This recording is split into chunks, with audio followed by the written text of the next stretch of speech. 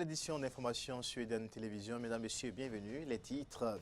CAN Gabon 2017, le Bénin en déplacement ce dimanche à Bamako a été éliminé par le Mali. Score de la rencontre 5-2. Dans ce journal, les impressions de quelques citoyens béninois. Le président sud-soudanais Salva Kiir et son gouvernement ont fini par donner dimanche leur accord au déploiement de 4000 casques bleus supplémentaires dans leur pays. Vous aurez les extraits du Premier ministre du Sud-Soudan dans cette édition. Nous ferons également un tour en interactualité. Les dirigeants des plus grandes puissances mondiales ont ouvert dimanche le sommet G20 en Chine. Le sommet G20 a pour objectif de relancer l'économie mondiale et les échanges commerciaux en berne. Voilà pour le sommet.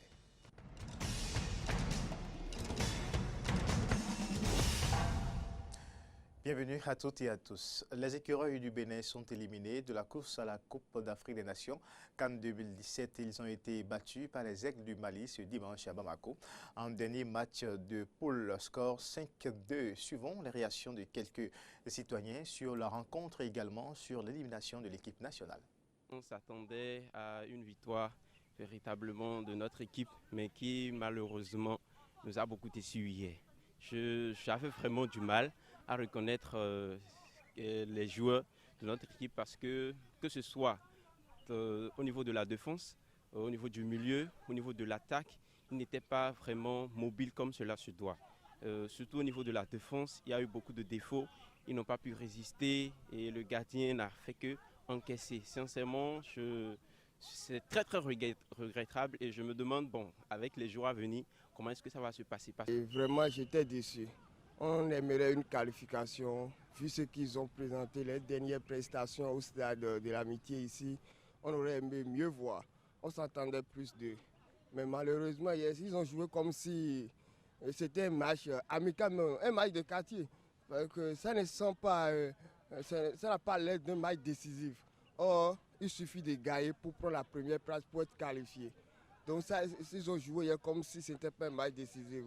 Que ce soit au niveau de l'attaque, également au niveau de la défense, le gardien qui a commis quelques erreurs. Vraiment, c'est l'ensemble. On ne peut pas condamner le gardien ni le défenseur, mais c'est l'équipe qu'on va condamner au fait. La responsabilité doit être partagée, même au niveau des dirigeants. Parce que la fédération aussi est mal dirigée, donc cela ne permet pas aux joueurs d'être en confiance, de se sacrifier, de prendre ça comme un acte patriotique, un devoir. Vraiment, les écureuils hier, on dirait que c'était pas vraiment dans le match. On n'a pas compris ce qui s'est passé. Ils n'ont pas joué. C'était comme si ils ne voulaient pas se qualifier. On voyait les joueurs, ils marchaient sur le terrain, ils ne se donnaient pas à fond, quoi. Vraiment, j'ai vraiment été déçu du match d'hier. Depuis les 5 premières journées, ils ont bien joué, mais on n'a pas compris ce qui s'est passé. C'est des fautes de motivation. On avait la qualification au bout du doigt, mais on est passé à côté. Je suis déçu. Je suis déçu comme les autres Béninois. Mais bon, c'est comme ça le football béninois toujours. Au moment où on attend au moins un résultat, on s'accroche, ils nous déçoivent toujours. Et moi je veux dire que la faute ce n'est pas aux joueurs, mais surtout aux dirigeants. Parce que quand vous voyez de la défense à l'attaque, jusqu'au milieu du terrain aussi, vous allez voir qu'il n'y a pas une concordance. Il n'y a pas du tout une complémentarité entre les différents postes. Donc ça prouve que ces gens de joueurs-là ne se sont pas entraînés plus d'une ou deux fois ensemble. Alors, auparavant, on avait au moins une équipe. Les équipes qui ont gagné les matchs précédents.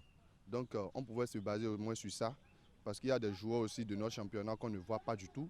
On nous amène des joueurs de n'importe où, on ne les connaît pas. On dit que c'est un Béninois qui joue de l'autre côté. Alors qu'on a aussi de bons joueurs ici. Nous avons un championnat, nous avons de bons joueurs ici, comme des Lazadi ou autres. Mais on ne les voit pas. On ne les voit pas du tout. Ceux qui ont joué hier, ils nous ont déçus. Il faudrait qu'ils revoient leur manière de faire. Nous voulons avoir une équipe forte, une équipe qui joue bien, une équipe qui gagne. On parle maintenant politique dans cette édition. Le président de la République, Patrice Talon, au cours de sa visite au Rwanda, les 29 et 30 août dernier, a annoncé la suppression de visa d'entrée au Bénin pour les Africains. Que comprendre par cette décision et quelles seront ses implications? La réponse à travers ce reportage. Les ressortissants des pays africains n'auront plus besoin de visa pour entrer au Bénin. C'est la grande annonce faite par le président Patrice Talon en visite à Kigali en s'inspirant de l'expérience rwandaise.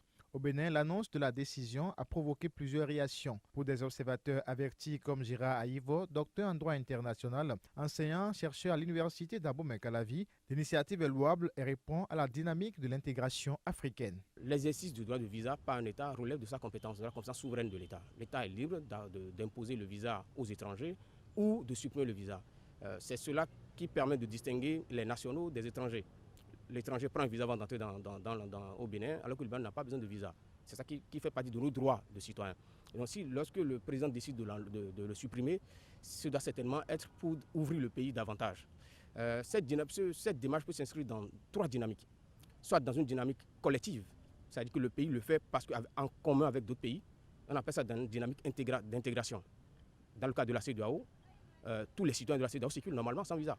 Donc le Bénin s'inscrit dans cette dynamique collective. Ça aussi peut s'inscrire dans une dynamique individuelle. C'est ce que vient de faire le président au Rwanda. C'est-à-dire qu'au-delà des citoyens de la CEDEAO, n'importe quel pays africain qui n'est même pas membre de la CEDEAO peut venir au Bénin. Dans ce cas, c'est individuel puisque le chef de l'État l'a pris de manière discrétionnaire. Sur le plan collectif, déjà, on a déjà cette dynamique-là. Maintenant, ce à quoi on vient d'assister, c'est un plus à travers une décision discrétionnaire d'accorder ce visa aux pays africains. En dehors des aspects liés à l'analyse internationale de la question de suppression du visa d'entrée au Bénin pour les Africains, Gérard Aïvo, également président du réseau panafricain pour la sécurité et le maintien de la paix, a aussi relevé ses retombées économiques. Pour lui, la décision concorde avec la vision du chef de l'État, dont l'une des priorités est de booster l'économie à travers le développement du tourisme. C'est dans une dynamique d'intérêt purement économique. Et donc, si nous voulons nous ouvrir nos pays, alors que nous avons des patrimoines, surtout au Bénin, quand je vois Poso Tomé, je vois le magnifique paysage de Nati Tengu, je vois les bâtiments coloniaux de Porto-Novo. Quel Africain n'a pas envie de visiter ça? Mais lorsque vous commencez à leur parler de 50 000 francs de visa, 50 000 francs de visa, ce n'est même pas l'argent qui les empêche, c'est les papiers à donner. Donc, cela montre que cela va fluidifier un peu la circulation des personnes et des biens. Et donc, le Bénin va être le bénéficiaire aussi de ce flux. L'analyse de la question suscite aussi des inquiétudes au plan sécuritaire. La suppression du visa d'entrée au Bénin pour les Africains ne va-t-elle pas contribuer à augmenter l'insécurité dans le pays? Gérard Aïvo répond. Il est légitime de se poser la question de savoir, lorsqu'on supprime le visa, est-ce que cela ne va pas amener n'importe quel ressortissant africain, des ressortissants qui n'ont pas forcément des idées bienveillantes à l'égard du Bénin? Voilà, nous sommes aussi dans le cas du terrorisme. On peut se poser la question, mais je pense qu'on peut très vite balayer du revers de la main cette inquiétude, parce que les pays qui nous ont devancés, qui l'ont fait, notamment le Rwanda et le Sénégal, n'ont pas connu un accroissement de la question de l'insécurité chez eux. Cela suppose que la question de la sécurité, c'est une question qui est vraiment à part. Lorsque l'État se donne les moyens de sécuriser son pays, il n'y a pas de raison que, même avec le visa ou sans le visa, si le pays ne se dote pas de moyens sécuritaires, le pays ne va pas s'en sortir. Il est donc nécessaire que des dispositions idoines soient prises avant la mise en œuvre de cette décision pour qu'elle soit véritablement un outil au service du développement du Bénin.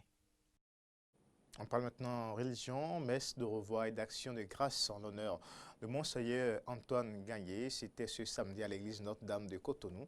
Après avoir servi l'archidiocèse de Cotonou pendant 6 ans, Antoine Gagné est admis à la retraite et cède sa place à son successeur, Monseigneur Roger Ombedi. Voici les moments forts de cette célébration avec Antoinette Sagbo et Denis Marouya. Nous ne sommes pas venus pour une messe de revoir. Revoir pour aller où?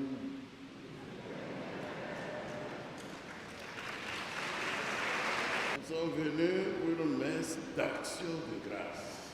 Après 47 ans de vie sacerdotale et 21 ans d'épiscopat, l'archevêque émérite Antoine Gagné jouit désormais de sa retraite, ayant déjà atteint l'âge limite en 2013. Une messe d'action de grâce a été célébrée en son honneur. Dans son homélie, l'archevêque a appelé le peuple chrétien à être vigilant sur certains faits. Je voudrais dire aux chrétiens ici présents et tous ceux qui n'ont pas pu venir de garder l'Église dans l'unité.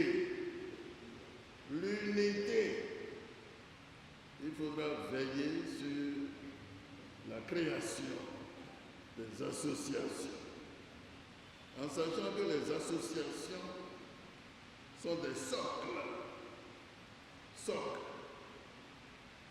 sur lesquels l'Église s'appuie afin que les associations pieuses puissent nous conduire à la vraie foi, que ce ne soit pas des divisions dans je nous mets en garde aussi, parlant toujours de l'unité, quel que soit le charisme que nous avons, charisme de la guérison, ne formons pas, n'ayons pas la tendance, la tentation de créer une église à part. Pour Antoine Gagné, l'éducation est indispensable pour un peuple qui se veut être prospère. Ainsi, les parents ont un rôle à jouer. Il faut que les parents saisissent à bras le corps leur responsabilité d'éducateurs des enfants. Montrez-leur le bon chemin. C'est ça l'éducation. Je dirais tout simplement aux hommes politiques de tenir compte de tout le monde. Parce que chacun à sa place dans un pays apporte toujours quelque chose. Et c'est ainsi que nous pourrons mettre en pratique ce que nous appelons notre devise. C'est la fraternité, c'est la justice, c'est le travail. C'est dans la joie et l'allégresse que la célébration eucharistique s'est achevée. Mais bien avant, des présents ont été offerts en signe de reconnaissance et d'attachement à l'archevêque émérite Antoine Gagné. Ils étaient nombreux, les fidèles catholiques et personnalités politiques qui ont assisté à cette messe présidée par Antoine Gagné lui-même. À la fin, certains ont bien voulu faire des témoignages sur la vie de l'ancien archevêque. Nous ne parlons pas de revoir, mais nous venons louer le Seigneur pour tout ce qu'il a accompli dans la vie de Monseigneur Gagné. Il dirige cet archidiocèse depuis 6 ans et nous pouvons retenir que c'est un vrai berger. Je voudrais faire un témoignage par rapport à Monseigneur Gagné, où il a pris son véhicule en tant que berger pour aller dans des coins assez reculés. Mais la route n'étant pas praticable, il n'a pas hésité à prendre un zémidjan pour aller voir les fidèles qui sont de l'autre côté de la voie. Donc, je dirais que c'est un vrai berger de l'Église catholique. Ce que je retiens de lui en particulier, il est un père attentif, qui écoute, qui est au service du peuple de Dieu. Il ne tient pas compte de la classe sociale. Et je l'admire beaucoup parce que il est venu à Cotonou à 72 ans. Mais Monseigneur Gagné pouvait faire l'homélie pendant 1 heure et donner lui-même le sacrement de la confirmation, écoutez bien, à 700 personnes debout. J'avoue que c'est vraiment rare. Et je souhaite pour lui un repos paisible. Monseigneur est arrivé à un moment où on avait besoin d'un sage, d'un homme mieux équilibré, ayant de l'expérience dans la connaissance du milieu de notre diocèse. Et ça a permis de rassembler à nouveau les prêtres et les fidèles. Et je pense qu'après 6 ans passés à la tête de l'archidiocèse de Cotonou, on peut dire qu'il faut rendre grâce au Seigneur pour sa présence et pour son écoute, pour sa capacité de régler les choses, d'écouter, de rassembler, de remettre la balle à terre et de permettre de continuer le chemin du Christ. Mais Monseigneur Gagné Antoine, c'est un homme rempli de sagesse. Et ce que j'aime en lui, c'est qu'il attaque le problème quand il est actuel, quand il sent dans l'Église qu'il y a un mouvement qui ne marche pas avec l'amour du Seigneur, avec la mission qu'il a reçue. Il attaque immédiatement et il met le doigt sur ce problème-là pour que tout le monde en soit informé et qu'on harmonise les points de vue pour pouvoir embrasser et réussir la mission avec lui. L'archevêque a eu à faire beaucoup de choses. Si on devait tout parcourir, on n'allait pas finir. Seulement, je sais que l'Église catholique traversait une petite crise quand il arrivait en 2010. Et tout le monde voit que tout est remis en ordre aujourd'hui et que la paix est revenue dans la maison. Je pense que nous allons juste demander au Seigneur de l'aider à faire sa retraite paisiblement et à rester toujours à côté, et quand on va le solliciter, qu'il soit toujours là pour nous procurer ses conseils. Depuis quelques jours, le Bénin fait face à une épidémie de choléra qui a fait plus d'une dizaine de morts et des centaines de cas enregistrés. Des actions de sensibilisation sont lancées pour informer davantage les populations sur les mesures à prendre. Aussi, des dispositions ont-ils été mises en place pour procurer des soins aux personnes déjà atteintes. Quelles sont ces dispositions et quelle est la portée des sensibilisations dans le département du littoral? Fréjus Séoulan et Cyril Agbo pour les précisions. Avec plus de 54 personnes atteintes de choléra, Cotonou fait partie des villes les plus atteintes par cette épidémie. Un appel avait été donc lancé par le ministère de la Santé afin que tous les cas suspects soient conduits dans les centres de santé les plus proches. Les dispositions sont prises pour garantir une prise en charge complète et gratuite de tous les cas enregistrés. Ainsi, tous les centres de santé sont approvisionnés en solutés, en médicaments et consommables médicaux. Une sensibilisation par les médias a été menée pour informer les citoyens et elle semble avoir porté en partie ses fruits. Je ne suis pas au courant qu'il y a une épidémie de choléra qui sévit. Oui, j'ai entendu à la radio qu'il y avait une épidémie de choléra au Bénin. Je l'ai su par les médias. Il y a quelques jours que j'ai appris il y a une maladie qui s'appelle choléra à la radio. Les mesures pour endiguer le choléra ont été aussi énoncées aux citoyens à travers les médias et ces recommandations semblent être suivies. À chaque fois que je peux, j'applique les mesures. Parce que bon, il y a aussi le facteur oubli. Mais la plupart du temps, quand je quitte la ville ou bien quand je rentre chez moi, je me lave les mains. Je suis un responsable, pourquoi ne pas mettre ces mesures en place? Se laver les mains après chaque repas, après les toilettes, protéger les repas, manger chaud. J'ai les petits soeurs à la maison et puis les petits frères à la maison. Je leur dis qu'il y a une grande maladie qui est arrivée et c'est dangereux. Et c'est contaminé aussi. Donc, de faire tout possible pour éviter les choses sales. Je les ai dit de laver d'abord, avant de manger. N'importe quoi, si tu as travaillé, même de laver ta main. Et même quand on n'est pas informé, on a cependant un minimum de discipline sanitaire. Et les fruits et les légumes aussi, il faut aussi les laver avant de les prendre. Surtout les laver avec de la permanganate. Outre les mesures qui sont à prendre au sein des ménages, les fonctionnaires qui sont contraints à se nourrir en dehors de la maison sont astreints soit à la vigilance, soit à d'autres mesures. Au dehors, chercher un endroit qui me semble propre pour manger, sinon c'est pas tellement c'est rare que je mange au dehors. Moi, je ne mange pas en ville. On a un service de livraison au bureau qui prépare à manger et qui envoie au bureau. Cette épidémie de choléra qui sévit depuis peu au Bénin appelle à l'observance rigoureuse des règles élémentaires d'hygiène par tous les citoyens. Information hors du Bénin, le président sud-soudanais Salva Kiir et son gouvernement, soumis à une intense pression diplomatique du Conseil de sécurité de l'ONU, ont donné dimanche leur accord au déploiement de 4000 casques bleus supplémentaires dans leur pays meurtri par une guerre civile dévastatrice, suivant la déclaration des autorités sud-soudanaises. Le Conseil de sécurité de l'ONU et le gouvernement de transition d'unité nationale sont d'accord pour travailler dans un esprit nouveau de collaboration pour valoriser les intérêts des Sud-Soudanais, en particulier l'aspiration à la justice, la liberté et la prospérité. Ils s'accordent sur le fait que les besoins humanitaires et sécuritaires des populations sont primordiaux.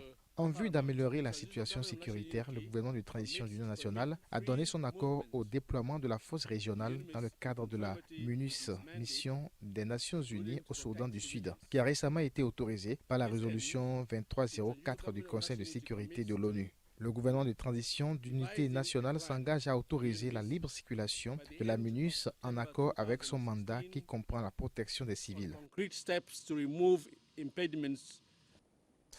Le changement climatique qui frappe l'Afrique oblige certains agriculteurs à devenir mineurs. En Côte d'Ivoire, des chercheurs d'or détruisent des plantations. Venus des pays voisins du Mali, Burkina et Guinée, ces mineurs ont fait leur apparition sur plus de 300 km à la ronde dans la région du Nzi-Komwe, exploitant illicitement le métal jaune dans des dizaines de mines artisanales. De jour comme de nuit, ces hommes creusent ce sol dur à la recherche d'or. À Boré, village du centre ivoirien, les cultures qui servent à nourrir la population, mais aussi les plantations de café et de noix de cajou, disparaissent chaque jour sous les coups de pioche des orpailleurs clandestins. On s'est dit que si on creuse, on va trouver. Et on a dit aux jeunes, mais si on ne trouve rien à manger, allez-y. Et ils ont commencé, et Dieu merci, quelques-uns trouvent leur pain actuellement. Depuis plusieurs années, la région est frappée par la sécheresse. Les paysans n'arrivent plus à vivre de leurs récoltes. L'exploitation de l'or a donné un second souffle au village. Il y a des nouvelles constructions. Certains arrivent à scolariser leurs enfants. Donc, on ne s'en plaint pas. On trouve que c'est plus rentable que l'agriculture. La fièvre de l'or a saisi aussi de nombreux jeunes de la région et même des pays voisins de la Côte d'Ivoire. Beaucoup y voient une occasion de faire rapidement fortune. Je faisais de la mécanique, mais ici je peux devenir riche. Du coup, j'ai abandonné la mécanique et je suis venu. Mais aujourd'hui, les habitants souhaitent voir une entreprise minière prendre en main l'exploitation pour mettre fin à ces activités informelles qui ne bénéficient pas toujours à la communauté. Nous attendons un opérateur qui peut nous aider, qui vient pour ne pas qu'il y ait du désordre. Aujourd'hui, si on a un opérateur économique qui arrive ici, il dit bon, je prends ce terrain et il emploie des gens où ils sont salariés, il ne peut pas avoir ce désordre comme nous sommes aujourd'hui débordés. Dans un pays qui a déjà connu des tensions intercommunautaires, certains craignent que l'arrivée massive d'orpailleurs étrangers ne débouche sur des actes de violence. Au Ghana, des femmes veulent prendre le volant afin de rééquilibrer les inégalités hommes-femmes grâce à une ONG qui propose des formations à des apprentis conductrices.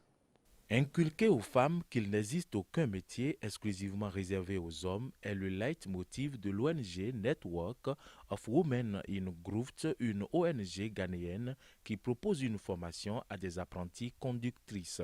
Les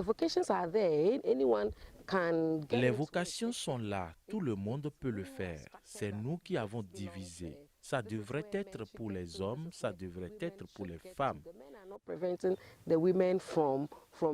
Les hommes n'empêchent pas les femmes de s'impliquer dans ce qu'elles font, donc on dit que puisqu'on veut que les femmes aient des moyens décents de subsistance et gagnent plus, alors on s'est dit pourquoi pas.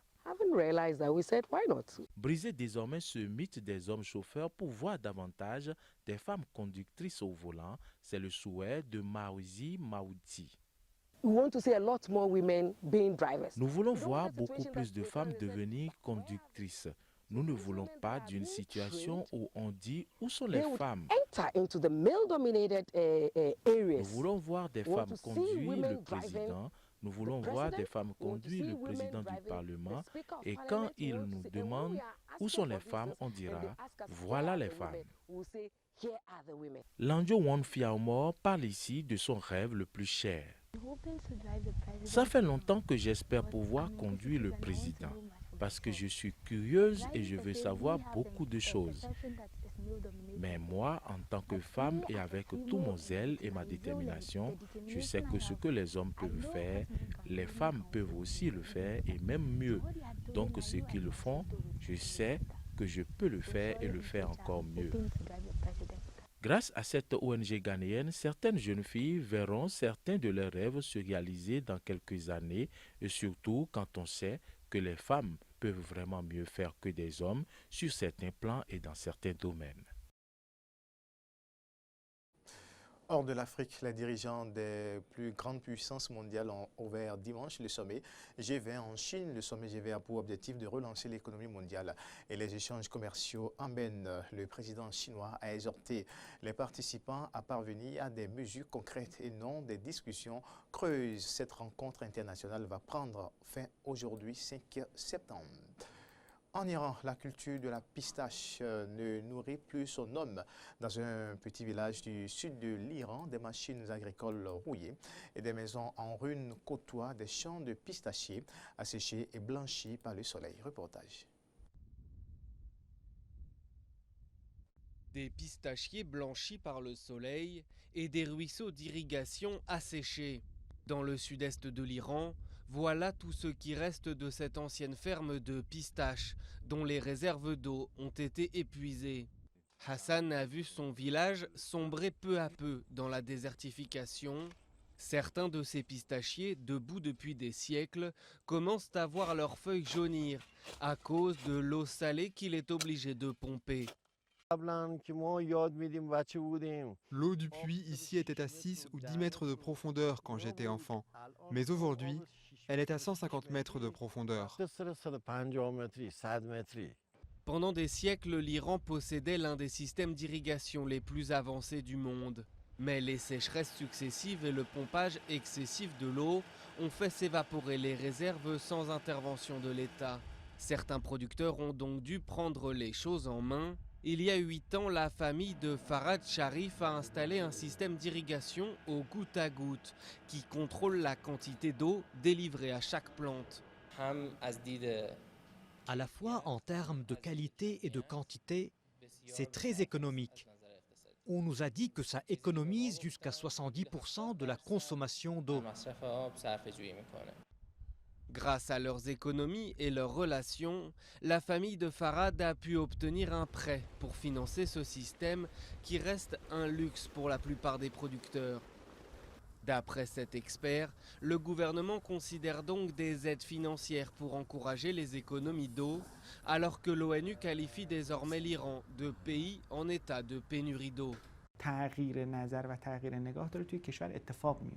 La vision du développement des responsables iraniens a changé comparé au passé.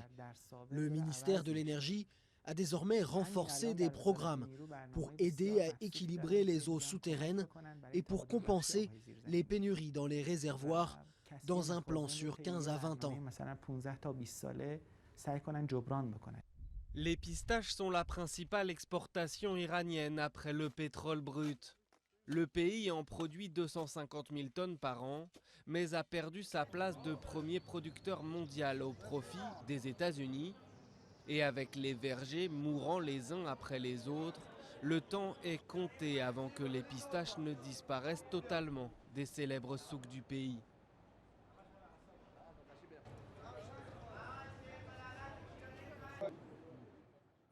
Fin de cette édition, merci à tous et à demain.